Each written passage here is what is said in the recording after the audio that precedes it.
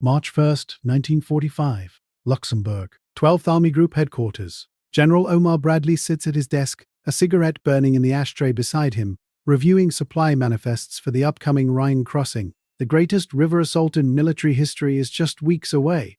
Every division, every gallon of fuel, every artillery shell has been accounted for. Bradley's methodical mind has orchestrated a symphony of logistics that will put 1,000,000 men across the Rhine. His chief of staff walks in, holding a decoded message form. The paper trembles slightly in his hand. "Sir, Third Army is reporting. They've taken Trier."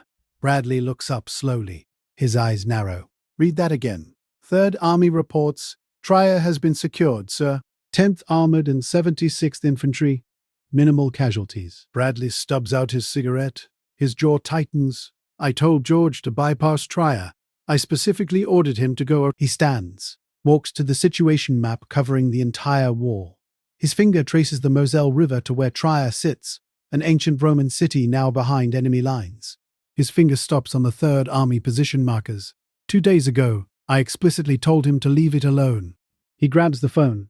What happens next will produce one of the most audacious quotes in military history, and a response from Bradley that no one saw coming. Before we dive into this incredible story, if you love untold stories from World War II that challenge everything you thought you knew about military leadership, subscribe to WW2 Elite right now. Hit that like button and drop a comment telling us which general you think was right in this situation. Now let's get into what really happened at Trier. Bradley spreads the intelligence summary across his desk. The document is stamped "Secret" in red ink.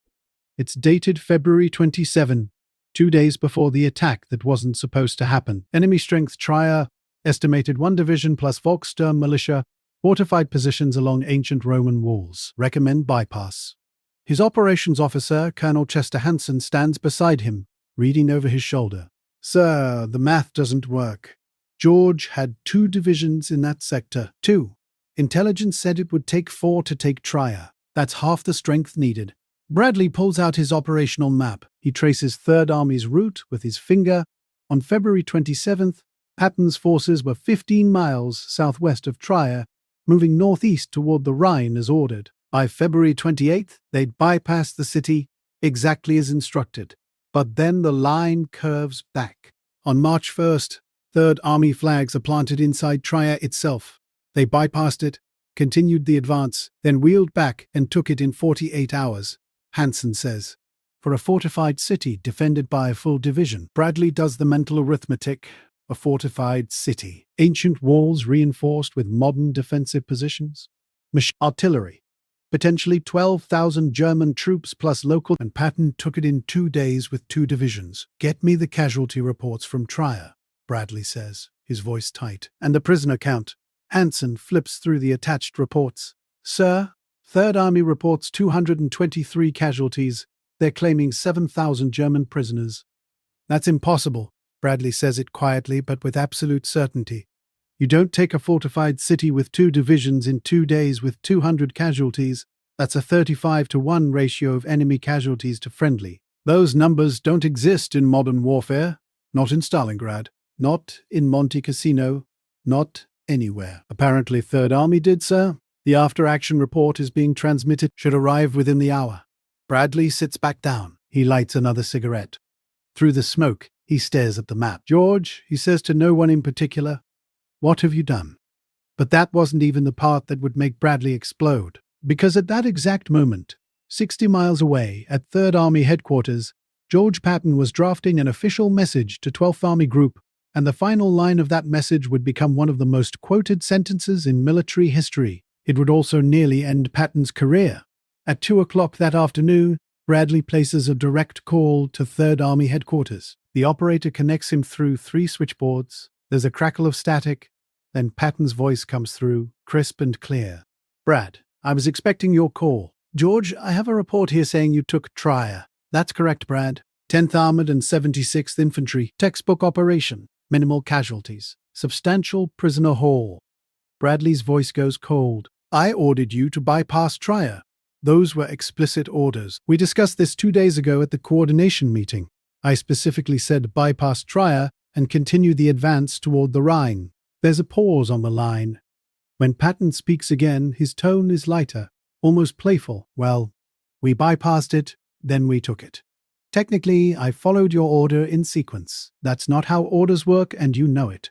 Brad, my dear fellow, don't dear fellow me, George. I told you it would take 4 divisions to take Trier. You had 2. Turned out we only needed 2. Intelligence was wrong. The German 7th Army is collapsing faster than anyone realized. Their defensive positions were undermanned. My forward commanders reported the flanks were wide open. What was I supposed to do? Leave a German division sitting in our rear area just because some intelligence officer miscounted? Bradley closes his eyes. He can feel the headache building behind his temples. You pulled divisions away from the main advance for this. We're trying to reach the Rhine, not capture every German city on the way. What if you'd failed? What if you'd taken heavy casualties? What if the Germans had counterattacked while your forces were split? But they didn't. We didn't. Brad, we took a major communications hub, captured 7,000 prisoners, secured the entire Moselle Valley, and did it with 200 casualties. That's not a gamble. That's exploitation of enemy weakness. That's mobile warfare. This isn't about the tactical outcome, George. Then what is it about? Bradley's voice drops to barely above a whisper. This is about you doing whatever you want, regardless of what I order. Eisenhower is already getting pressure from Marshall about your independence. The soldier incident. Now this. It doesn't help, George. It doesn't help either of us. There's silence on the line. For a moment, Bradley thinks Patton might actually acknowledge the problem, might actually show some understanding of the impossible position he's creating. Then Patton speaks, and his voice is different, harder, colder. Are you ordering me to give it back? The question hangs in the air like smoke. Bradley's hand tightens on the phone receiver. He opens his mouth to respond, but no words come out. Because, what can he say? Yes, give back a city you captured. Retreat from a major strategic victory? Make yourself look foolish and make me look even worse. Bradley hangs up the phone without answering. He immediately walks to the communications room and dictates a message to Supreme Headquarters Allied Expeditionary Force in Reims, France. To General Eisenhower. From General Bradley. Subject: 3rd Army Operations. Patton has taken Trier against explicit orders to bypass. Recommend we discuss his command style at earliest opportunity. He signs the message and hands it to the communications officer for encryption and transmission. Send it immediately, Bradley says. What Bradley didn't know was that Patton was simultaneously drafting his own message, an official after-action report that would arrive at 12th Army Group headquarters at 4 o'clock that afternoon. And when Bradley read the final line, his face would turn red. For one of the few times in his military career, the message arrives as promised. It's standard 3rd Army format, clean, professional, detailed. Unit designations, casualty figures, prisoner counts, ammunition expenditure. Bradley reads through it mechanically, checking the numbers against his own intelligence summaries.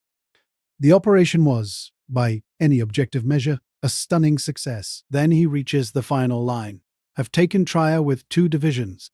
Do you want me to give it back? Bradley reads it twice, then a third time. His aide, Major Louis Bridge, was present in the room. Years later, he would describe the moment in his own memoir. The general's face went red. I'd never seen him that angry. Not when we were losing in Tunisia. Not during the Bulge. He stood up, walked to the window, stared out at the Luxembourg countryside for a solid minute without speaking. Then he turned around and said just one word: forward. Bradley picks up the message, walks to his desk, and writes a single sentence across the top. This is the kind of insubordination I've been dealing with. He attaches it to his earlier cable to Eisenhower and orders both sent immediately to Supreme Headquarters. The next morning, March 2nd, 1945, Reims, France. Supreme Headquarters, Allied Expeditionary Force. General Dwight Eisenhower sits at the head of a long table in the operations room. His Chief of Staff, Lieutenant General Walter Bedell Smith, stands beside him. Smith has a reputation. The British call him Beetle. The Americans call him the meanest man in Europe. When Smith is angry, headquarters staff find reasons to be elsewhere. Eisenhower reads Patton's message aloud. Have taken Trier with 2 divisions. Do you want me to give it back? Smith slams his hand on the table. The sound echoes through the room like a gunshot. That arrogant son of a bitch needs to be relieved. This is a direct taunt to Bradley. It's insubordination in writing. It's evidence for a court-martial. Eisenhower sets down the message. His face is unreadable. George is George. We've known that since North Africa. But Brad's right. He can't just ignore orders because he thinks he knows better. We have a command structure for a reason. So what do?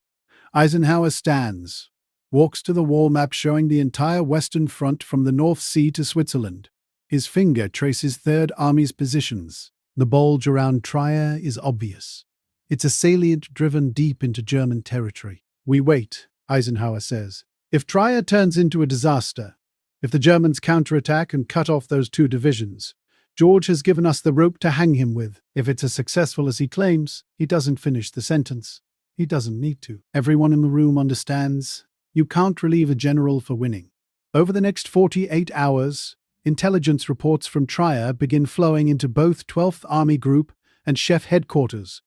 And what those reports reveal changes everything. The capture of Trier hasn't just removed a German strongpoint.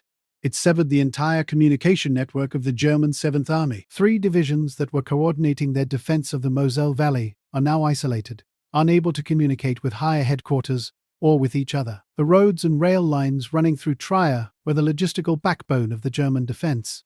Without them, the entire German position in the region is collapsing. Third Army's intelligence section estimates that the Trier operation has effectively removed 18,000 German troops from the order of battle, not through casualties, but through isolation and disruption. Units are surrendering en masse because they have no orders, no supplies, and no hope of reinforcement. The strategic value is staggering. On March 3rd, Bradley receives a message from an unexpected source. British Field Marshal Bernard Montgomery. Montgomery and Patton despise it. Their rivalry is legendary. Montgomery thinks Patton is a reckless cowboy. Patton thinks Montgomery is a cautious boor. They've barely spoken a civil word to each other since Sicily. The message reads, "I see Third Army has taken Trier." Quite bold. Perhaps George is better at warfare than following orders. Bradley reads the message 3 times. Coming from Montgomery, it's practically a glowing endorsement. If even Patton's rivals are acknowledging his success, what does that mean for Bradley's position? He's trapped. If he punishes Patton for insubordination, he's punishing success. If he doesn't punish Patton, he's endorsing insubordination. Either way, he loses. But what Bradley didn't know was that Eisenhower was about to make a decision that would shock everyone, including Patton himself.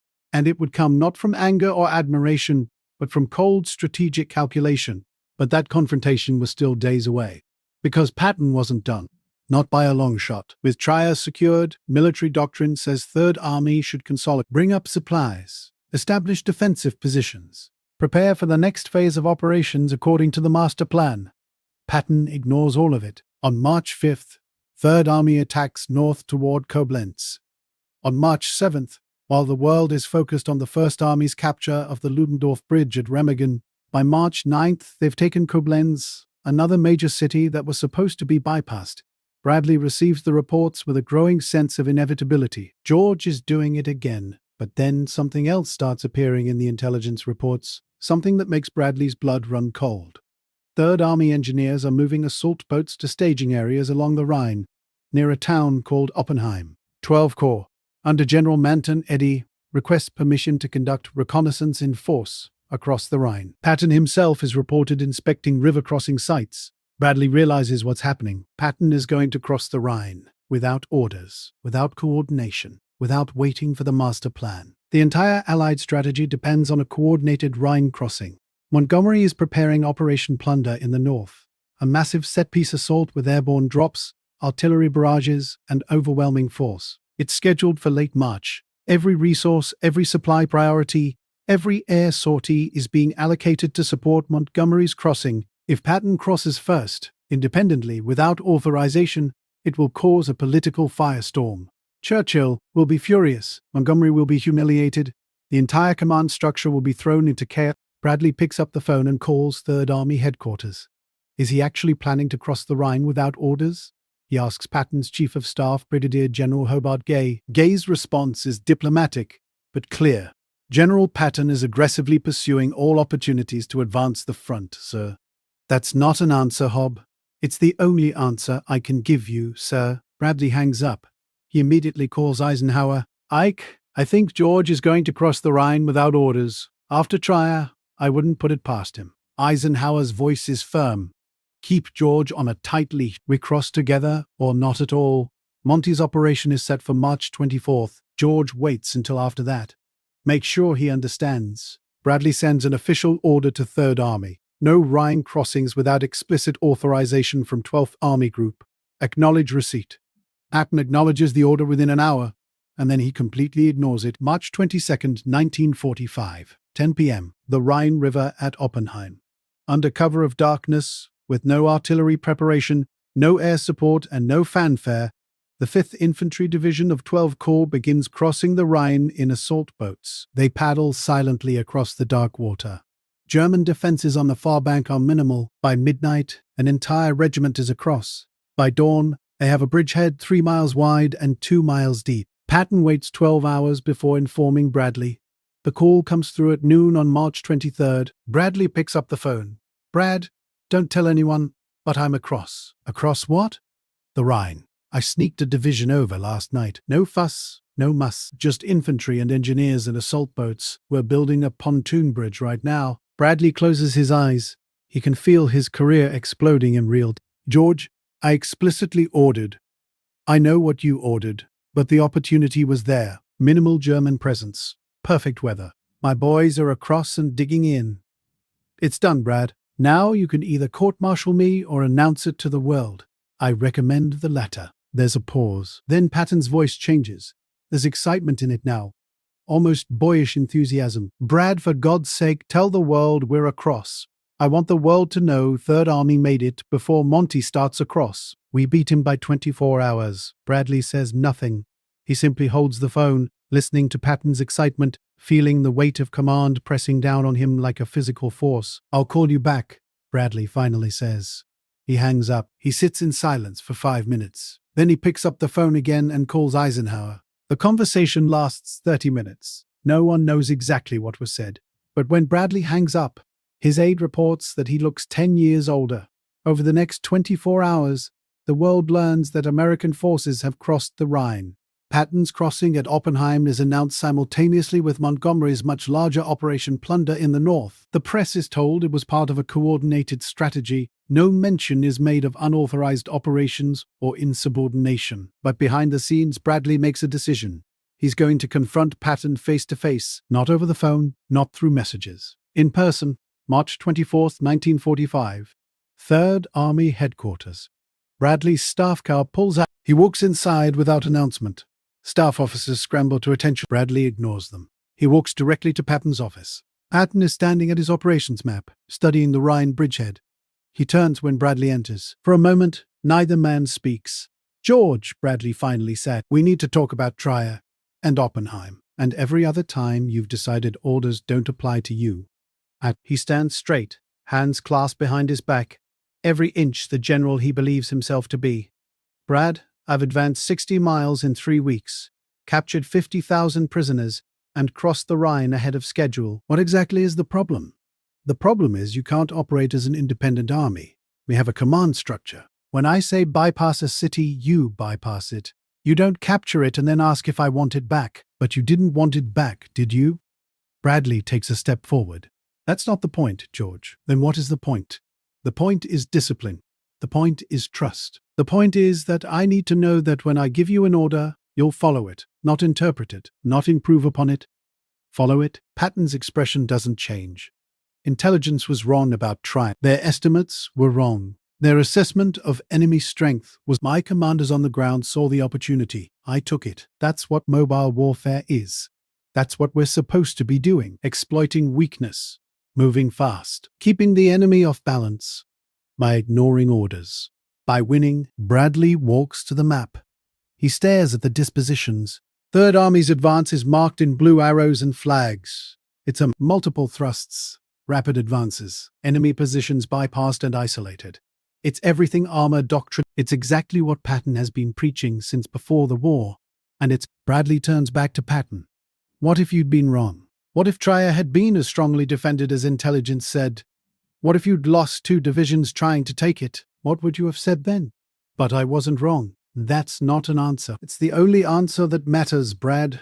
We're at war. Men are dying every day. Every hour we delay is an hour the Germans use to reinforce, to reorganize, to prepare better defenses. I saw an opportunity to end this war faster, to save America. I took it. I'd do it again. Bradley stares at him, and in that moment, according to Bradley's aide who stood outside the office, something shifted. When Bradley speaks again, his voice is different, quieter, almost resigned. That's what makes this impossible, George, because you were right.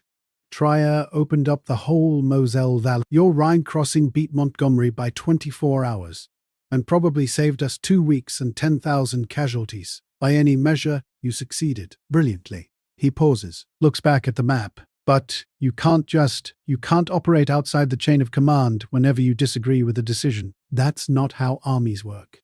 That's anarchy. Patton leans back against his desk. For the first time in the conversation, he smiles slightly. So let me ask you again, Brad. Do you want me to give it back? The question hangs in the air. Bradley stares at Patton. Patton stares back. Neither man blinks. And then Bradley does something that surprises everyone. He laughs. Not a happy laugh. Not an amused laugh. A laugh of pure, exhausted surrender to the reality of command. You magnificent bastard, Bradley says. No. Keep going. But for God's sakes, George, at least pretend to follow orders once in a while. Patton's smile widens. I'll do my best, Brad. That's what I'm afraid of. Bradley turns and walks towards the door. As he reaches it, he stops and looks back. One more thing, George. When this war is over, military historians are going to study what you did here. Some will call you a genius. Some will call you insubordinate. They'll all be right. But I want you to understand something. The only reason you get away with this is because the day you don't win, the day one of these gambles costs lives instead of saving them, that's the day it all comes crashing down. Remember that. Patton nods slowly. I will, Brad. Bradley leaves. As his staff car drives away from 3rd Army headquarters, his aide asks if the meeting went well.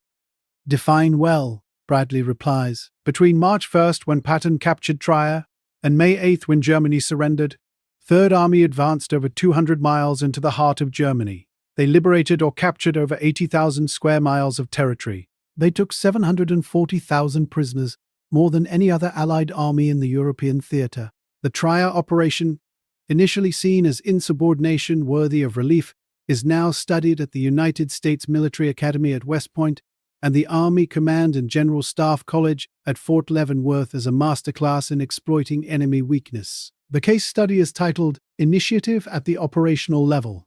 3rd Army at Trier, March 1945. Total 3rd Army casualties for the Trier operation: 223. German casualties and prisoners, over 7,200. The city that intelligence said would take 4 divisions fell to 2 in 48 hours. Do you want me to give it back? Has become one of the most quoted lines from World War II.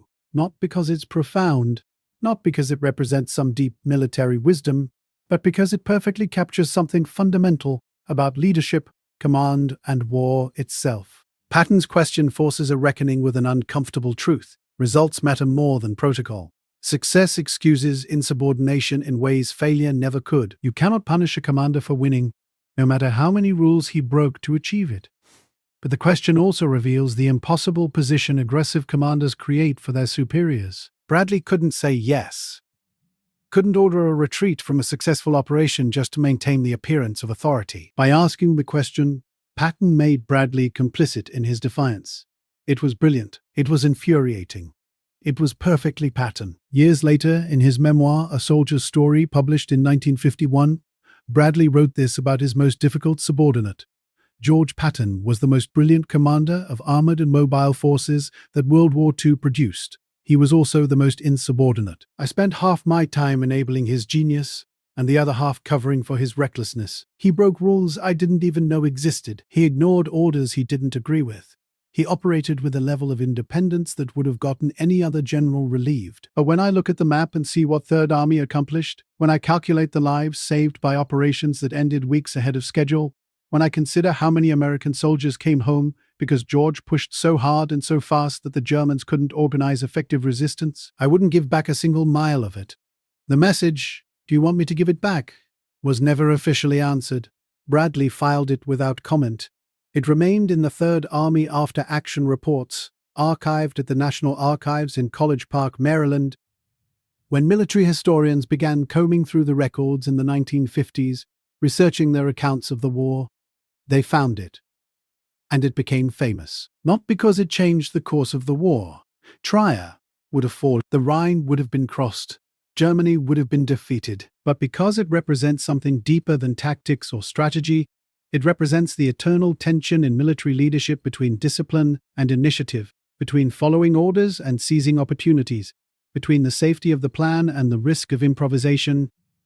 Patton believed opportunities in war evaporate in hours. That waiting for permission means waiting for the enemy to reinforce. That mobile warfare demands commanders who can make decisions faster than the enemy can react. He was right. Bradley believed armies need discipline, coordination, and unified command. That individual brilliance without coordination is chaos.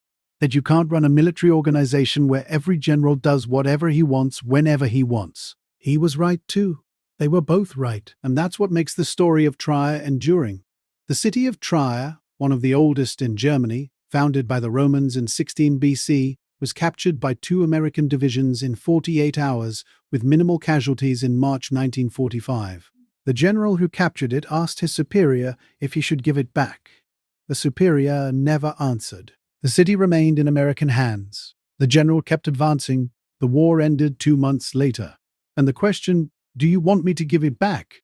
became one of the most memorable lines in military history. Not profound, not particularly wise, just perfectly, audaciously Patton, a man who captured a city he was ordered to bypass, then had the nerve to offer to give it back.